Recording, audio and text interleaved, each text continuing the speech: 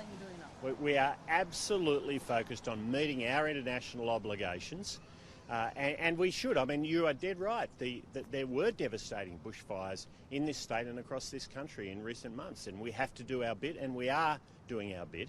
And look, as we look forward, we know that beyond 2030, it is crucial that we have in place the strategies that will continue to deliver emissions reductions, but also will support other countries to reduce their emissions. I mean, China and India must reduce their emissions if we are to solve this problem, and it's crucial we have the technologies in place that allow countries like that, and most importantly for us, Australia, to reduce its emissions without shedding jobs, without destroying regions and industries. That's our focus. Our technology roadmap will come out in the near future, and that'll lead into our long-term strategy as we move towards Glasgow, laying out a path forward that doesn't destroy the economy. But I tell you what we won't do. We won't set a target where we don't explain the costs, the impacts on people's jobs, on industries, and on the broader economy. We simply will not do that. As the Albanese says, it can hit that zero emissions rate, even with exporting coal. Do you believe that? Well, he needs to explain that. He needs to explain that to the Australian people. See, this is the whole problem. He hasn't explained the plan. He hasn't told us the costings. He hasn't told us the impacts. And this is exactly where Bill Shorten went at the last election. It's the same old Labor with the same old tricks. What's the cost of Liberals want to see it? Europe. Well, what I am saying is that the leader of the opposition, the leader of Labor, having gone to an election which they lost, where they refused to explain the costs, the impacts on jobs, the impacts on farmers, on truckies, on people working in the transport and manufacturing sectors. They failed to explain that, and they're doing it all over again. They're doing it all over again. So this is simply not good enough.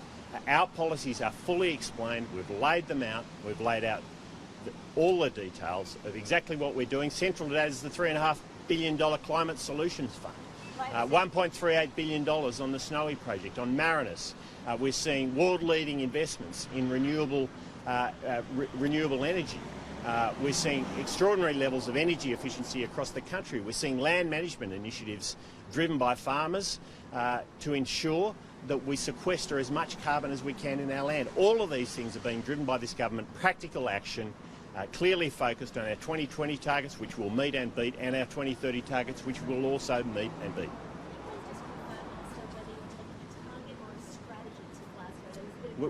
We've been very clear that we're taking a long-term strategy beyond 2030 to Glasgow, but we're also taking 2030 targets and 2020 targets, which we will meet and beat. And just to put this in perspective, I mean, we will beat our 2020 targets by almost a year's worth of emissions. Now, when Labor left government in 2012, they forecast emissions to be over 100 million tonnes higher than they are this year.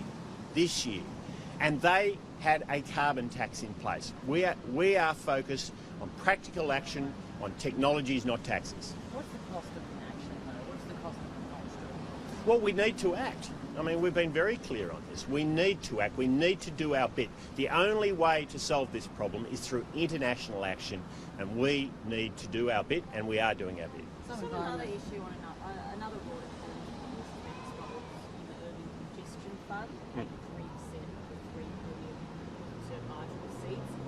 Isn't this wasteful and just another example of pork barrelling?